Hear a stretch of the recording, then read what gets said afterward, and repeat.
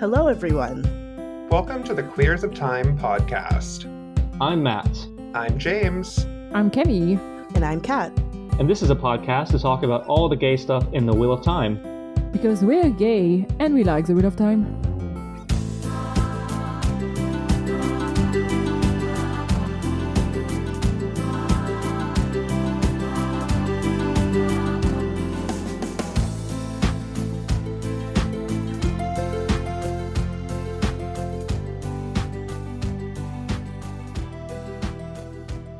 Thank you so much to our feral venerator of Soirain, Lurks. She is amazing and we love her. Also, did you guys know that the four of us, well, three of us here today, aren't the only ones involved in this podcast? We're a bunch of gays with executive dysfunction problems, so we had to outsource some of the work that goes into making this happen. We'd like to give a shout out to Travis, who does our transcriptions and is slowly teaching the AI that we hired to learn the old tongue. And we also recently made the decision, time will tell if it's a good decision, to have Kevin help with our promos. So if anything there is slightly more unhinged than usual, it's not Matt's fault this time. You can blame it on Kevin.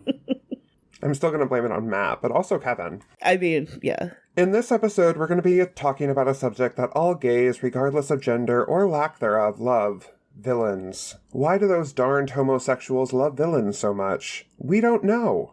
But we're going to speculate and offer our opinions because it's our show and not yours. Okay, Trixie and Katya. Okay. No, that's a totally original line. I don't know what you're talking about. Oh, you're right. I'm sorry. I thought about that on my own. Also, I love that you typed up the intro to this and you still will improv things off of what you typed up.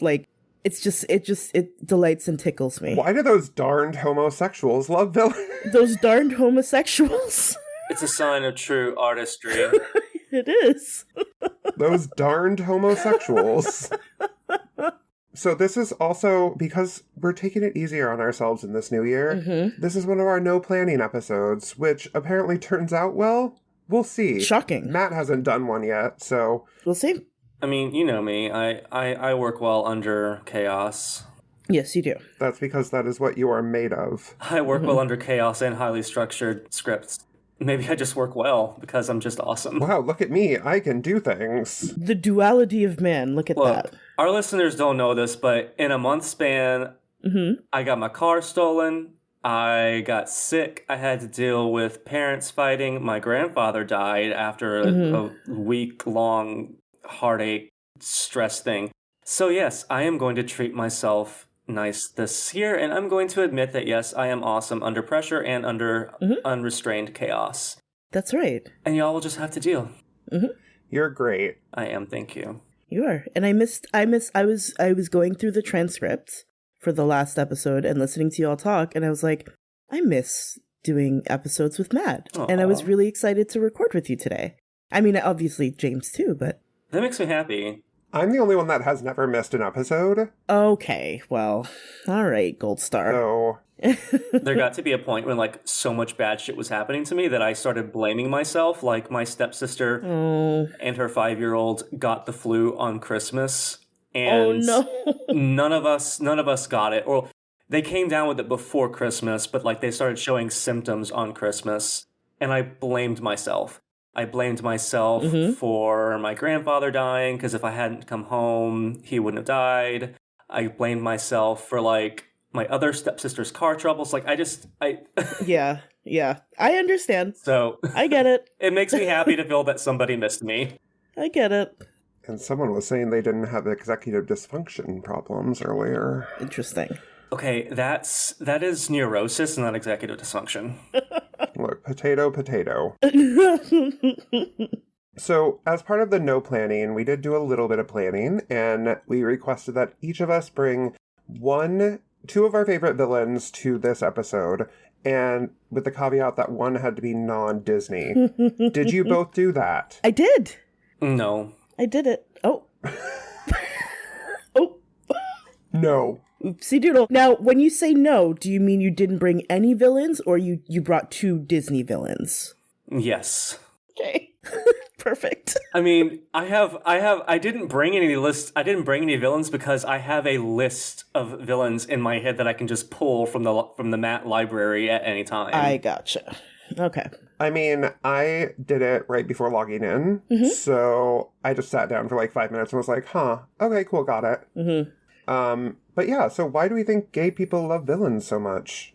Because they are flamboyant, and the traditional hero-villain narrative restricts the hero to certain heteronormative ideals of what morality ought to be, and the villains don't have to operate within that system. So villains, if they're written well, can be often campy, especially in kids programming, like Rita Repulsa. Like, oh my god, original drag queen of the 90s. Oh, ooh, an icon. An Icon. icon. Yeah.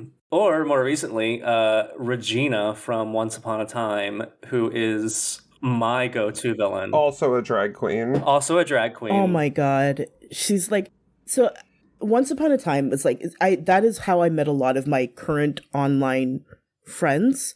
Or like sort of really got into like forums and stuff like that. I think about that show frequently, and sometimes I get a little sad. I get happy and then I get sad. Yes. Because that show, there was so much good about that show. And Regina was a big part of it. She was like 85% of what was good about that show. I call myself a full, was it 6 on the Kinsey scale? Is that? Yeah. So I am like a full committed 6 on the Kinsey scale, but Lana Parrilla You would risk it all. is the one. Don't make that face, James. Lana Parrilla is beautiful, gorgeous. She can get it. She can get it. So, Yeah. I don't know. It's just... Okay. So, yeah, I mean, like... You live your best heterosexual life. It's fine. I literally just said full 6. You just live your best heterosexual life. You do what you need to do. Straits of time. Straits of time. Ooh. No, take that back. I don't like that. You know, then it will really become a shitty podcast like that nameless, no follower twerp said the other day. Oh, yeah. I was so mad when he came for us. I know. I said, excuse me, Matt is terrible, yes, but please leave us out of this. For those who don't know, I made the audacious claim that people who try to present Brandon Sanderson's 15-year-old comments on gay marriage as his current beliefs is gaslighting queer people. Because it is. If you look up the definition of gaslighting, it's making someone question their own reality and question their choices and their sanity. And that is doing exactly that. And I was like, if you want to read Sanderson, fine. If you don't want to read him, fine. But let's, make our decisions based on facts. And someone came for my post saying that, like, oh, this man is desperately trying to keep his shitty podcast relevant. I was like, excuse, who are you? Like, this is someone who has been lurking and waiting. They have been waiting for an opportunity. I guarantee you. Yes. Oh, goody. Somebody, oh, good. It's been dredged up again. I need to, What? because I went to check on Twitter for the first time today. Oh. And More stuff? people are quoting my, post about Brandon and stuff. Oh, that's fun. It's okay. I'm just muting this conversation because you know what? That's a good way to live your life. It is. Yo, seriously, if you want to read a book, do it. If you don't. You literally have to have no justification for enjoying or not enjoying or supporting or not supporting an author, like literally, but like for real. Go outside. Don't touch grass. Just go outside. Just let's start there. Get some fresh air. And like, it's this, I don't do the thing because I think, and the people who are saying this, they know the difference. And I'm not going to say anything else aside from this. It's not the same thing as JKR. It's not the same thing. And I think you know that. The people who are saying that know that this is not even remotely the same thing. And to say that is wild, is a choice. It is ridiculous that they're saying this to a group of like massive groups of queer people who collectively canceled JK. Like we removed Hufflepuff and Ravenclaw from our bios. We took her books off of our shelves. We don't talk about her anymore except in the context of why we don't like her anymore. Of why she's so shitty. And I think you guys need to understand how difficult that was for me personally. Yes. Because now people need to, like, be around me for a little bit to find out I'm annoying. I just had Gryffindor in my bio before. And we knew instantly that you were annoying. You would be a Gryffindor. I'm absolutely a Gryffindor. I am 100% a Gryffindor. Oh boy. Oh boy. I'm a Ravenclaw, Kat's a Hufflepuff, and Camille's a Slytherin. There, we got that out the way. I'm not a Hufflepuff. Oh, but you're so sweet. Well, You're just so sweet. I want to hug you. Okay, this is an entirely separate episode where we rename these. okay. True, yes. So someone doesn't come for us. True. But anyways, like, it's not like Brandon Sanderson has literally just come out with all these opinions and we're all just finding out about it. These are queer people who literally went through, for some of us, the very painful process of getting JKR out of our lives after listening to what she said, balancing the negatives with the positive of us having read the books and deciding she's too harmful. We cannot in good conscience support her. Like, we're doing the same thing with Sanderson. Yeah. And we're deciding that his actions and his evolving stances outweigh his membership in the church. And if you disagree, that is totally fine. Like, if you don't want to support him for the mere fact of being in the church, that is totally legit. You are valid for that. Yeah. You do not have to ever read any of his stuff. But don't tell us that we're just like enabling all this stuff. Like, it's ridiculous. That's a personal choice. It's a personal choice. All right, so back to villains. So, yeah, I think Matt kind of nailed it really, really well with why gay people love villains, because fuck the patriarchy. Yeah. Like, really, that's really what it comes down to for me, Yeah. is the villains are just allowed to do their own thing and don't have to play by the rules. And for too long, gay people and queer people have been told that they have to play by the rules, and we said, no thank you, ma'am. Wham bam, no thank you, ma'am. And then we all dressed up as Maleficent. And then, yes, exactly. We all dressed up as Maleficent or Ursula. Which, and I'm sure this is, you're either going to say, oh my god, everyone knows, or it's going to be a new bit of information. But Ursula is based on the 1980s drag queen Divine. Yes, she is. So Ursula is inherently queer. You cannot make any argument to the contrary. Oh, yes. And yet, Melissa McCarthy is playing her. I'm so glad you said that. I was literally just about to say. Because it's, as soon as we started talking about Ursula, I felt this rage building inside of me thinking about the casting, and it just makes me so mad. And yet, Melissa McCarthy. Speaking of Disney villains, let's just go with the whole idea that Disney itself is a villain, because... Well, yes. Oh, 100%. Of course, yeah. If you think about it, like back in the 80s, in the 90s, queerness had to be subtext. And yet they hired a bunch of queer creators. Like, look at the person who wrote Beauty and the Beast. I believe they were a queer person, and low-key made it an allegory for homosexuality and AIDS. So you get these deep, nuanced, subtextual things in the older movies that lent a lot of emotional depth to it. And then you get remakes that strip all of that subtext out. Yep. And they give us, oh, look, LeFou is gay. He has one scene at the end of the show. So it's funny that the older, not explicitly gay or queer version of Beauty and the Beast is always going to be more queer and gayer than the version that has an actual quote unquote openly Disney's 500th first openly gay character. Yeah, exactly. Every time a new one is announced. I just love how we ask for a gay character and we get LeFou. I know. We said, give us one. Just one. It's so deeply on brand. It's so deeply on brand. Like, it's not even... When it happened, I was like, yeah, that seems about right. That lines up. That's good. Yep. There you go.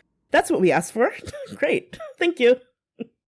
Now it's time for my rant on Strange World. Oh boy. Which is a beautiful, beautiful, cute little Disney film that had a budget higher than Brave. Yeah. And got zero marketing. Yeah. It has a gay character that's just casually gay as the main character. Yeah. Everyone's cool with it. Yeah. He tells his grandpa, he's like, yeah, I have this crush back home, and uses, talks about it as a he-him. And his grandpa's like, oh, okay, well, here's how you impress him. And I'm like, aww. I said, what? Yeah. Budget higher than Brave. Actually, let me check that. I think it's around Brave's budget. Wow.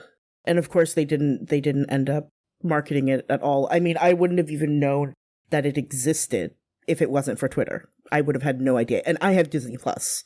So. Okay, so apparently it was the budget for Strange World was 135 to 180 million, and the budget for Brave was 185 million. So you know what? Similar. Similar. So around the same range. Yeah. Yeah, and I heard about that fucking ginger bitch for fucking months. Oh, you're gonna piss off somebody. Someone is gonna come for us in the comments over that. As a ginger bitch myself, I can say that. That's my word. But are you Scottish though? No, I have like no Irish or Scottish ancestry. That's impressive. So you're just a colonizer. I am a colonizer. I am like 80% Norwegian. Interesting. Norwegian. Oh. Interesting. Snakker du norsk? Yes, Daddy. No. No. So on the topic of Disney, Yes. what are our favorite Disney villains? Because I think this says a lot about homosexuals and who their favorite Disney villain is. I'm assuming that mine and Kat's might be the same. I have a suspicion that is correct. I mean, do we have to pick just one? Yes. I have several. I'm only going to say one, but there are a couple. I have several favorites. Okay. What's yours? Yes, let's go ahead and say one, one, One, two, three. Yzma. Ursula. Oh, no, okay. Okay. Interesting. You know what? Yzma is in my top 3. Mine is Ursula, Cruella de Vil, and Yzma. Those are my top 3. And they shift around for me. But Ursula, I think, is the one that, because it's the song. It's the song. Poor Unfortunate Souls that's what edges it out for me. Okay, so I'm just going to go through a list on Wikipedia and just list, like, my tops and not the bottoms, because bottoms don't exist. Not the bottoms. Well, I guess I gotta go. Bye, guys. I'm not here anymore. Cat. Bottoms don't exist? Okay, and for the listeners who've played Kingdom Hearts, yes, my decisions here are partially informed by Kingdom Hearts. Oh, so apparently when you go to Wikipedia's list of Disney villains, there's primary villains and then minor villains. Oh. Even though the minor villains starred in their own movies. Yeah, I mean, the primary villains are the ones that are in the most current Disney villain-related merchandise, live events, attractions, etc. Interesting. Go ahead. My favorites, gayest Disney villains include the Queen of Hearts, because, I mean, let's be real, she's very queer. Captain Hook, obviously. Oh yeah, she munched the puss. She munches the puss, of course she does. Ursula, obviously. Hades, despite being voiced by one of the worst humans. We don't talk about that. Nope, we do not. Okay. Also, we can't talk about, like, queer Disney villains without the underappreciated Madame Mim from The Sword and the Stone. I mean... Oh my god. Yeah. I mean, she was a shapeshifter. She was campy as hell. Yeah, she was. Of course, Yzma, like, of course. Yeah, I'm looking at the Yzma is a minor villain. What? It makes no sense. I guess... No, it makes sense because, I mean, really, like, she's very niche. She is. She's very niche. It's yeah. Although the fact that Chernabog is on the primary villains list, and I'm like, can we stop referencing that Fantasia motherfucker? Okay, whoa. That is an amazing segment of Fantasia, so you can just walk that the back up. I think that's fine. I'm just saying, which one is more iconic? Chernabog or Yzma? This is the question. And the answer is Yzma. Is Yzma. Yes, Yzma, but also... Okay, if I had to choose a primary villain from this list, it would be Maleficent. Yes. And that's a very simple reason. Yeah. She didn't get invited to a party. She cursed a kingdom. Yes, she did. That's a very gay thing to do. We stan a petty queen. Also, I have to give a shout out to my southern trash, Oogie Boogie, from The Nightmare Before Christmas. Okay. I hate that movie. Wow, you are just a barrel of killing my joy, aren't you? Oh, no. No, I do not like The Nightmare Before Christmas, and I don't have a good reason why. Yeah. I just don't like it. Interesting. And I'm mercurial, so... Okay. You are very mercurial. You are. I also really love Scar. Oh, I love Scar, too. So... I enjoy watching Scar die in the movie, or, like, his implied death. I don't know, he's just... That's liking him, yeah. It's similar, I guess. It's within the same, But yeah, like, obviously, like, a lot of these villains that were, like, okay, so, like, queer-coded Disney villains just off the top of our heads, or looking at this list: Queen of Hearts, Captain Hook, Maleficent, Ursula, Jafar, Scar, Hades, Madame Mim, Yzma. Hades. Hades is literally the worst, in my opinion, of like the epitome of gay characterization. Like, literally, that's just a flamboyant homosexual. Yeah. Okay, so you see the mirror when you see Hades, so that's why you hate Hades. Yes, I do. Also, I just checked and I am 71.8% Scandinavian. Oh, interesting. Just to bring it back to 10 minutes ago. And I don't care about the rest of these villains because they're boring or they're not gay. You don't like Cruella de Vil? No? I don't like Cruella de Vil. Interesting. Okay. She's okay. I draw the line at killing puppies, okay? Oh, I see. Like, I don't like the fur industry. Yeah, I understand that. I just really like her vibe. Where is she on this list? Primary. She's a primary, yeah. She's a primary. Oh, there she is. They aren't in alphabetical order, and that fucks with me. I actually think the best villain is also, like, the least gay-coded one is Claude Frollo from The Hunchback of Notre Dame, but also I think... He is... Oh, yes. He is and you're correct, he is the least gay-coded He's villain. the least gay, but, like, he's also, like, the best villain because he is very realistic. Like... Oh, yeah. I'm just saying, Hellfire, if I had a deeper voice, I would just... I love that song so much. It's so good. It's so good. That entire soundtrack, honestly, is impeccable. It's an amazing movie that is underrated because it takes its subject matter more seriously, and it's also based on a literary masterpiece. Thank you, Victor Hugo. Yeah. Oh my god, Matt, why do you always have to bring books into this podcast? It's a fucking book show or bookcast. Also, I do want to say, because I'm just realizing something here. At the beginning, James is like, I hope you brought more than Disney villains to this. We have just spent the past 15 minutes talking about Disney villains. Well, you gotta talk about them a little bit. It's what I anticipated, and I'm happy about it. But I just love, I think it's on brand for us. Yeah. Yeah. Oh, apparently I have trace ancestry of broadly Central and South Asian. I think everybody does. Thanks, Genghis Khan. That makes sense. That's the Genghis Khan. That's the Genghis Khan in you. Yes. Oh boy, someone's gonna yell at us for that. I'm sorry, everybody. Hey, Bodhi, are you listening? We could be related. Oh my.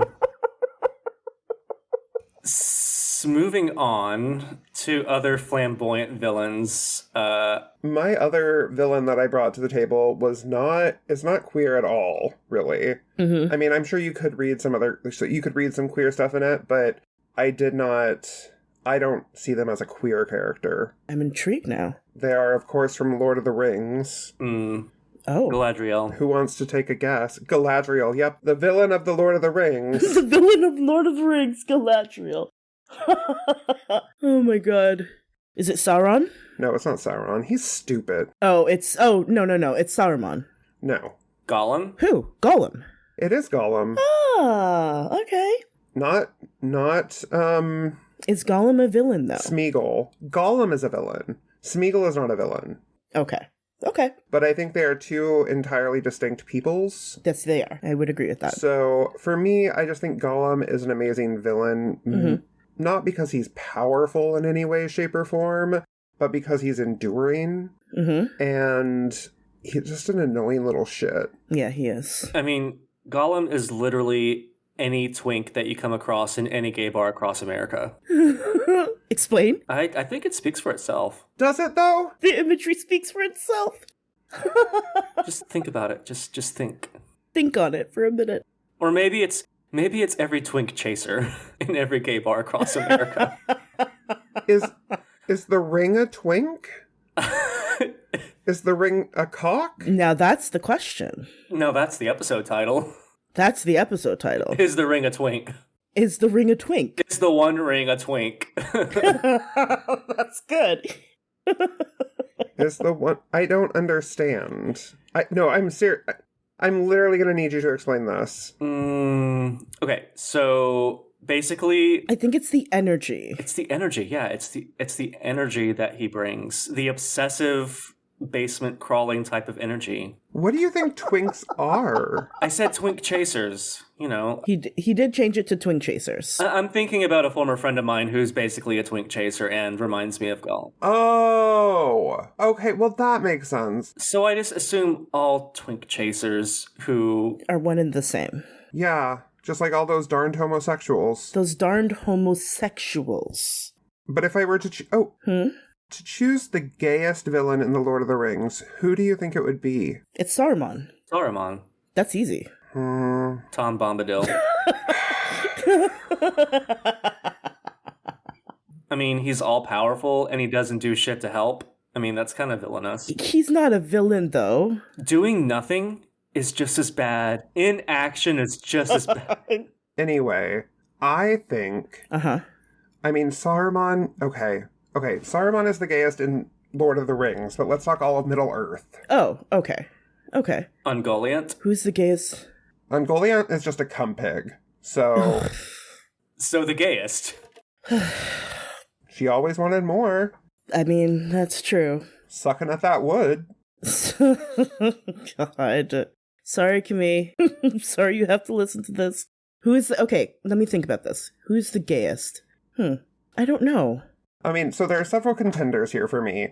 Sauron is pretty gay because he's obsessed with jewelry. Okay. But I think the gayest is Feanor because he is like obsessed with Galadriel and that light. Yes, he is. Makes 3 Silmarils, no one knows how, and is like, oh, these? Oh, these? Oh, these? Oh, these? I found them. I know what they are. You don't get to know. You don't get to know. These are mine. Like, I'm just saying, the original Precious. Yeah. Well, that's true. I don't know. I might be completely wrong. I probably am. No, I can see that. That makes sense. Okay, what are y'all's favorite non-Disney? Pennywise. Oh, okay. Is he a villain, though? Because he kills those kids, and that's really God's work. He's doing the Lord's work there. Pennywise. Okay, so y'all haven't read the book, so I will excuse it. But yeah, Pennywise. I've read it. Yes. Pennywise kills more than just kids. Also, it's not Pennywise. It is an eldritch Lovecraftian horror, and it chooses the shape of a flamboyant clown. Like, yeah, that's pretty gay. It's pretty gay. That's gay. Also, in the book, he does kill a gay guy who's being gay bashed, which a lot of people read as Stephen King being homophobic, but actually it's Stephen King pointing out how small town mentality, homophobia, contributes to a toxic mentality which allows the victimization of marginalized people. But we don't want to have those complicated conversations. We just want to demonize Stephen King. Uh-oh. Look, I'm just saying. Is this a good time for me to go take a break while you go on your Stephen King monologue? No, I'm done. Oh, okay. I love Stephen King, but like I'm not sure how many super gay. Annie Wilkes is kind of gay. I mean, you know, she's kinda really obsessive. Being played by Kathy Bates ups the gay a lot. It ups the gayness. It does up the gayness. She's on my short list of favorite gay villains. She's on my short list. Yeah. It's like book Annie and movie Annie are pretty much close to the same, but movie Annie is very gay because of the Kathy Bates stuff. 100%. I agree. So, and also Kurt Barlow, an elderly vampire who has his elderly homosexual manservant with him. Salem's Lot, another Stephen King movie book. James is like, okay. In which the old male couple comes to Salem's Lot to open an antique store. Yeah. Comes? 2 elderly male gentlemen bachelors who live together open an antique store in a small town in Maine and slowly convert the entire town to vampires. Like, it's pretty gay. That sounds very gay, actually. Are they actually a couple? They're not. I'm assuming they're not. No, they're not. Okay. So that is my Stephen King section. I think I've exhausted the... Carrie. I mean, come on. Well, I mean... You get pig's blood spilled on you, like a little prank, and then you murder the entire town. And you murder everyone. Yeah. Like, in the book, it's even worse. Like, in the book, she just kills the whole town, which is... Yes. I mean, come on. Like, what gay can't at least admire that sort of energy? I'm trying to think who would win. Maleficent or Carrie? I think it'd be a stalemate. See, part of me wants to say Carrie. I think... Part of me wants to say Carrie because Carrie has, like, it's full mind powers. Like, she doesn't need any magic or anything. Yeah. But if Maleficent turned straight up into a dragon, could she do that? I think she could. If Maleficent turned into a dragon and breathed fire at Carrie, Carrie could just deflect the fire pretty easily, because that's what she did at the prom, and when she sets the town on fire, she basically pushes the flames away. I think it would be a stalemate, because, like... Yeah, stalemate. Okay. Yeah. You can't push a dragon away, but you can push the flames away, so, like... And dragons are immune to flames. They are. That's true. So, I mean, I think, like... I agree. It would be a stalemate. It would probably be, like, a battle of wills, and yeah, they're both pretty determined and petty. They'd probably start dating, actually. They would start dating. That's the ideal scenario. That's the end goal. Yeah, I agree. Please, someone write this fanfic. Write this fanfic for us, please, and thank you. Carrie White Maleficent. Hashtag Carrie Maleficent. Oh, that sounds nice. Carrie Maleficent. That's a nice name. I like that. Who wants to go next? I can go next. You're literally the only one left, so... Oh, I am? Oh, okay. That's how that works. Is it, though? Okay, so I was going to say, Regina from Once Upon a Time is, she's so good. She was exactly the right amount of camp. Like, and Lana Priya is fantastic in that role. Season 1 of Once Upon a Time is, like, unironically one of my favorite things. It was good. Super delightful. It was really good. It was unironically good. Unironically good. It was really delightful, and yeah, I wish it could have stayed in that sort of realm of just you know, that sort of realm of it, and I get a little sad thinking about it sometimes. But Regina, her whole thing in season 1 of, like, no, I'm the villain, I am the evil queen, and I am also this, and I am also, like, it's just so good. And also she's very attractive. So that's also a big part of it for me, too. Like, part of me really wants to go back and watch Once Upon a Time, but I don't think it's aged well. I have a suspicion that it hasn't. And I don't want to put myself through that. I know. This is the thing. It's when I was watching it in that time, it felt revolutionary to me. Like, it felt like new and, like... Yeah, you know what else felt revolutionary? What? Glee. Yeah, it did. You're right. You're correct. Yeah. You're correct. I was on all the forums. I was on all the message boards, whatever they're called. Yeah, forum. Yeah. Yeah, forum. Unfortunately. You know who I have seen... I'm going through a list of, like, literary villains, and one of the gayest is the Grand High Witch from The Witches. Oh, yeah, The Witches. Very good. The book version and the Angelica Houston. I was going to say... You really just can't exceed that. Oh, who are our favorite actors that we like to see as villains? Okay. Like, who was born to play a villain? So I didn't realize it until I saw this. Cate Blanchett as Hela, whatever, in Thor Ragnarok. I did not expect it to be as taken with it as I was. She's fantastic. And by taken, you mean? I mean, fill in the blank. But anyway, yeah. Yeah, she's Cate Blanchett as Hela. She's on my list as well. Hela in the comics was fine. But brought to life in Thor Ragnarok, I enjoy that movie a lot. I just don't understand why they had to name her Hela. I know. Because I know. In mythology, it's just hell. Yes. But they couldn't be like, hell. I suspect that's why. Yeah. That's not a girl's name. No. They had to add the A at the end because they needed you to know that it's a girl. I was gonna, like, I've never seen any of those movies, but I was like, is she supposed to play, like, hell? Those movies. Yeah. Those movies. Yeah. Look, it's not like I don't like Marvel. It's just I don't want to have to watch 15 movies to get every single reference in a Spider-Man movie. It's very understandable. You know what? And that's fair. That's very understandable. At this point, it's extremely understandable. If I wasn't already in it, I wouldn't bother watching them at this point. I tried in all good faith to like get into the MCU, and it worked with Iron Man and Spider-Man because I like those properties, but I just couldn't get into like the Hulk. I couldn't get into Thor. I just couldn't get into like most of them. Yeah. So it's yeah. Have you seen Mrs. America, Kat? I have. Yeah, I'm like, that's also a Cate Blanchett being a villain. It is Cate Blanchett. I think what it comes down to is Cate Blanchett is just an extremely talented actress and just plays lots of different roles really, really well, but she is particularly compelling as a villain. And she, like, it was very obvious watching Thor Ragnarok, she's having the time of her life playing someone who is just, like, completely about their own shit and dastardly. Like, dastardly for me is something that is usually only applied to men, to male villains, but she is dastardly in this movie, and I love it. Just like, and she can't be, she's all of the good things. She's all of the things that we love about villains. Mm-hmm. Where she's like, no, I'm doing my own shit, and she's gonna be campy as hell doing it too.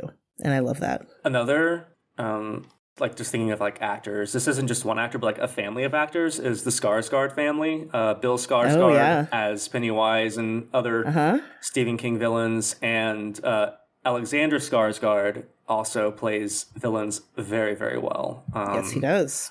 So he also plays shirtless very, very well. So. I will say I watched True Blood for a very long time. I did too.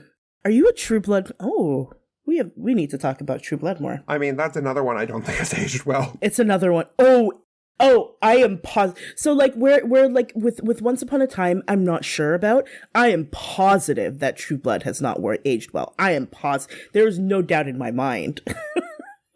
The second Lafayette opens his mouth, I'm going to be like, just like, no. Oh, I have to go.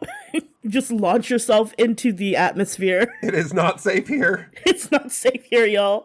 What's bad about it? Well, Lafayette is basically, think of the most homophobic, racist depiction of a black man that you can think of, and then multiply that by like 10. Oh. Yeah. And it's unfortunate because the actor is, I mean, rest in peace, phenomenal actor. He's, like, by all accounts, he was a super delightful person. I just think that show was just on some shit. The writing on that show was on some shit. And unfortunately, at the time when it was airing, it was very addictive. It was very sexy. It was... Listen. I mean, I'm just saying, I'm trying to think about who you probably got off to more, Kat. Let's not think about what each other... Yeah, let's just... Anyway, so I really loved Anthony Perkins, super gay, like Mama's Boy in Psycho. Okay. Oh, yes, Psycho. Yeah. I love that, quick topic change. Well, we're talking about actors. I know, we are talking about actors. I do want to know who you think I was, like, who was my vibe in that show. I'm just trying to think if it was more... It had to have been Pam. I mean, yeah. Okay. Because I thought for a second I was going to say that redhead lady, but... Oh, Carrie Preston's character? Yes. No, Pam. But yeah. Yeah. Yes, well, we won't talk about, as James said, who we get off to on shows. No. Because, yes. It's fine. Anthony Perkins, Psycho. Anthony Perkins and Psycho. Fantastic. I agree.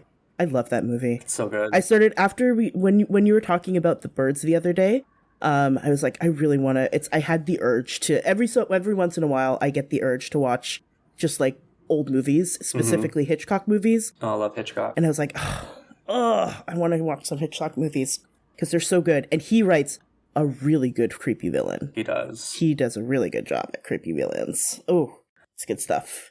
Speaking of writing, and yes, James is going to give me shit, but there's also literary villains. Yes. And I read over break, not break, but like when I was in Louisiana for Christmas, I picked up a copy of Sheridan Le Fanu's Carmilla. Have we heard of Carmilla before? I've heard of this. I have not read it before. It is a very short novel. It's actually like a novella, so I suggest that our listeners pick it up because it is the first like popular vampire novel in the English language. It predates Dracula by like many years. And it's about a sapphic vampire. There is... Oh, that's why Kat's heard of it. Okay. No, Carmilla is... Carmilla has... Like, I wouldn't even call it homoerotic. I would just call it straight up lesbian vampire sex. Oh, I mean, yeah. And, like, from the 1840s, like, amazing. Yes, everyone should read Carmilla. 1870s.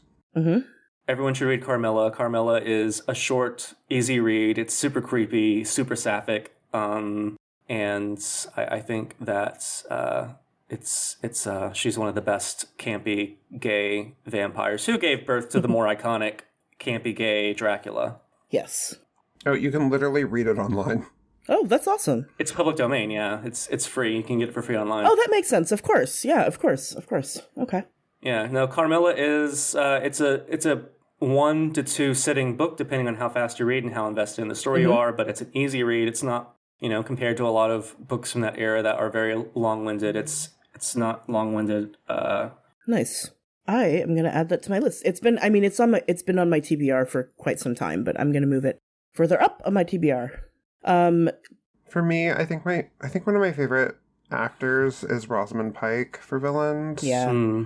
She plays a very good villain. Because she plays demented psychopath. Oh, yeah.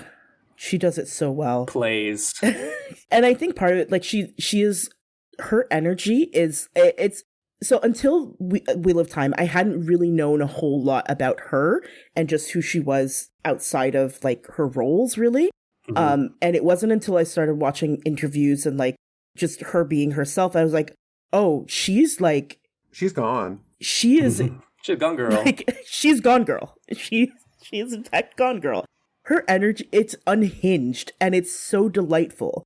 It makes me so happy. And I think that's honestly why, or at least part of what, I mean, obviously she's a very talented actress as well, but like, she plays unhinged. She really, really plays unhinged, like, spectacularly well. I remember watching her in Gone Girl and being like, this bitch is crazy. And then when I Care a Lot came out, listen, that was somehow better. Somehow more crazy. That triggered my asthma watching that movie. It triggered my asthma a little bit because it's just it's like they took the energy or the unhingedness from Gone Girl and then added the lesbianism to it. Right. And I was just like, this is too much. This is too much in the best way. It is literally, like, I Care a Lot. I went into it and I was like, you know what? I might like it. I might not like it. Don't really care. It has Rosamund Pike. Yeah. I watched it and I was like, oh, okay. Oh, yeah. She also played a really good Bond villain in... She did. She is a Bond girl. Die Another Day. Wait, is it Die Another Day? Yes. I think it is, yeah. I think so, yes. The worst of the Pierce Brosnan Bond movies, by far. Yeah, unfortunately. I mean, dude surfs on a tsunami created by a collapsed iceberg that's been melted by a space laser. They were getting a little campy. Is that the one with Halle Berry in it? Yeah, it's the one with Halle Berry. Where he nibbles diamonds out of her belly button at the end. Oh...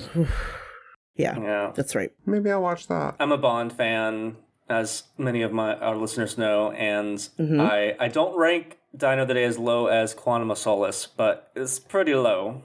It is Die Another Day. I just looked it up. It is Die Another Day. She was also really, really good in Radioactive. She didn't play a crazy bitch in that one, but that was a very good... So she was acting. Yeah. She was acting in that one. I mean, she plays a very determined bitch, but yeah. There you go. Just to make it a little bit more, like thematic, because we do have this is Queers of Time. Do we want to talk about our favorite Wheel of Time villains. Oh yeah, Wheel of Time. Oh, yeah. Do we want to talk about that? Do we want to bring it around? Oh, yeah. Bring it home? Elida. Elida's probably like just right for being campy. Yeah, she's for me, she is everything I love about villains. Like that is the epitome of a good villain for me, where she's like, and particularly in the Wheel of Time setting, she's not a dark friend. She's just stupid. She's just a fucking idiot. Yeah. I really, really hope that they do not combine Elida and Leandrin, because there's so much wonderful nuance. Yeah. I'd be fine with it.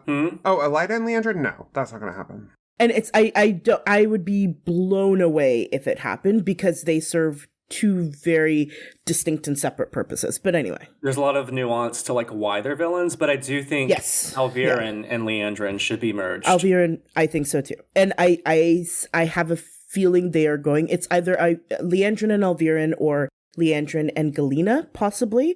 Those are the two that I think might be merged. Leandrin, yeah, Leandrin and Alviren, 100%. Yeah. But I need Elida. Oh, yeah. I need Elida. I think she's like essential to the story, honestly. Like she's played by Lana Parrilla. Oh my god. Yeah. That would break me. I don't know. It would break a lot of us. It would break a lot of us, yeah. It would break a lot of gay men, too. Yeah, it would. For completely separate, the gay men and the sapphics would be broken for completely different reasons. Mm-hmm. Like, very, very different reasons, but equally broken. That's when you know you've hit the best peak of queer representation, is when you break the gay men and the sapphics. And the sapphics. At the same time, for different reasons. At the same time, for different reasons. Yeah, absolutely. Are you listening, Rafe? Do it, Rafe. Rafekins? Rafekins. I don't know if I have a favorite villain in the Wheel of Time. I don't care for any of them. Interesting. Like, as far as, like, villains go, like, I don't know. Like, none of them accomplish much. Okay. Yeah. I mean, I would argue that Elida accomplishes a lot. I mean, she doesn't accomplish any of the things that she thinks she's doing. And she doesn't accomplish it on purpose. But she does a lot. She does it completely accidentally. Actually, no, Semirog. Semirog, I will say, is probably my favorite queer villain. Yeah. Because she's all about pleasure and pain. She's all about pleasure and pain. Mm-hmm. And that's a thing. Mm-hmm. Yeah. I mean, Elon Morin, Tedranai, very gay. Mazrin Tame, also pretty gay. Yeah. Demandred, also pretty gay. I just think that Robert Jordan wrote heroes much better than he wrote villains. I would agree with that. I'm kind of the belief that the villains that kind of are successful, I don't know that it was necessarily intentional on Robert Jordan's part. I think it worked out that way, which is great, and I think that happens a lot with other authors as well, where things just work out. Right. But I agree. He writes very good heroes, but I don't know about intentional villains. Yeah. Like his heroes, they're complex, they're nuanced, they have conflicting moralities, they make mistakes. Yeah. And they are, most of them, very interesting. I think the closest, yes, I know I'm about to mention his name again, but I think Asmodean is probably the closest we get to someone who's nuanced. And if Robert Jordan had just not killed him and taken his potential a bit further, we could have had, even if Asmodean didn't have a redemption arc, like we could have seen more of a nuanced villain as opposed to horny, i.e. Lanfear, and just evil because, i.e. Mazrim Tame. Yeah, I agree with that. I think it's always a little bit frustrating too, because the groundwork is there for a lot of the villains. For a lot of the characters who fall into the villain category, the groundwork is there. Like, we've talked quite a bit about Lanfear in the past, few episodes. But Lanfear has all of the groundwork, I think, to be a really good, nuanced, compelling villain. And she's just not taken all the way there, I think, sometimes. Like, sometimes she's on the cusp of it. Yeah, Lanfear has all of the makings of a Maleficent level S tier villain. 100%. 100%. At best, she is an A tier. Yeah, I agree. And that is one thing that I am hopeful with the show. Like and I mean, so far the show has done a really good job at like it's again like the White Cloaks. I was blown away by how unsettled I was by them. Like they've done a really, really good job at setting them up as actual villains and not just like bumbling fools who just kind of like, you know, who just happen to be terrifying because there's so many of them and they're basically Puritans. Yeah. Yes, exactly. Which is terrifying in its own right, for sure. Like Puritans are terrifying, but not genuinely like not spine tingling. It's just more, it's scary because it could happen here. Just like Nazis in America. Yeah, exactly. You know. Yeah, so I'm excited for how they're going to take, like what they're going to do with the villains coming up. Like, I mean, particularly the Forsaken. I'm really excited to see what Elida's going to be like on the show because I'm very much looking forward to that. Mm-hmm. Yeah, I'm excited for me to be afraid of the Forsaken. Mm-hmm. Me too. Like, that is literally what I'm most excited for. Mm-hmm. Yeah, I can't wait to be both horny for and terrified of Semirog. Because that is the ideal goal. That's what we want. Oof. Yeah. Because she's like, and just the way she's described, she is a dark-skinned, statuesque woman who's just like, yeah, you're gonna be a mess. It's gonna be a problem. And I fully acknowledge it is gonna be a problem. And I apologize in advance for the lesbian I will the lesbian I will become when that happens. So, you know. Yeah. So on that note. Mm-hmm. On that note. On that wonderful note, do we have anything else we would like to say about villains? No. Okay. No. Cool. We haven't done a game in a really long time. Oh, we haven't. I guess because we're not planning games, huh? Oh, that's true. Because we haven't done planned episodes for a little bit. I mean, there's Fuck, Marry, Kill is super easy. What was the game you mentioned in chat earlier, Matt? In our host chat? Let me go find it. Oh, yeah, let's guess how many guys James has banged in Seattle. But didn't you answer the question, though, James? No, the question was get James to guess how long they spend on Grindr each day. Oh yeah. I see. Okay. Oh, yeah. Okay. Okay, that's a doable game. Well, I don't know the answer, though. Okay, for next time game, what we do is... Okay, we'll table this. We get Travis to go through James's phone and look at the, like, data usage or whatever, like the time spent on Grindr. And then James, Kat, Camille, and I guess... James just broke everything on their computer. Everything broke. This is why I don't like cords. I know. My Bluetooth was not working, so... Actually, can I check how much... You should be able to. Okay, app info. Yeah, it'll show the usage amounts. Screen time, 10 minutes today. Oh, okay, yeah, let's see here. There you go. 22 minutes yesterday. Mm-hmm. 3 minutes Friday. Less than 1 minute Thursday. Oh, 2 hours, 26 minutes on Wednesday. Wow. You were going through it that day, huh? That is my day off, so I was 1 hour, 21 minutes Tuesday. 2 hours, 9 minutes on Monday. Wow. This is interesting. 3 hours, 5 minutes Sunday. Ooh, lordy. 2 minutes Saturday. 4 minutes Friday. Mm-hmm. On the next episode of My Strange Addiction.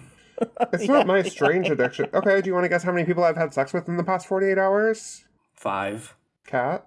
I was going to say 4. It is 4. Oh. Look at that. Does Travis count? He counts, right? Of course he does. Oh, okay. Then yeah, 4. Someone you had sex with. Yeah, but it's regular. Sex is sex. I love you, Travis. So... Sorry, Travis. Thank you so much for listening to this episode of The Queers. Look, I'm just saying I have to have sex for the rest of y'all. Because y'all dry. Y'all Sahara Desert. Kat, you're at home right now, so you're Sahara Desert. Okay, fine. I am at home right now. Thank you so much for listening to this episode of the Queers of Time podcast. If you liked our show, please give us a review on Apple Podcast. You can also follow us on Twitter, Instagram, and TikTok at Queers of Time and our Discord server. If you're able, we'd love to have your support through Patreon. We've got a lot of nice benefits there, and this helps us cover the costs of producing the podcasts. Thank you, and have a lovely week. Also, I just found that tweet from Bad Watt Takes. Yeah. About, like, imagine the gayest fucking book you've ever read. Now make all the characters heterosexual. That's Wheel of Time. That's Wheel of Time, which is so accurate.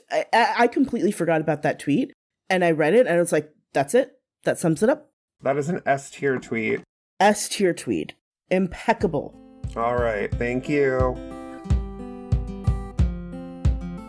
Thank you all for listening. This was Queers of Time, a Wheel of Time podcast.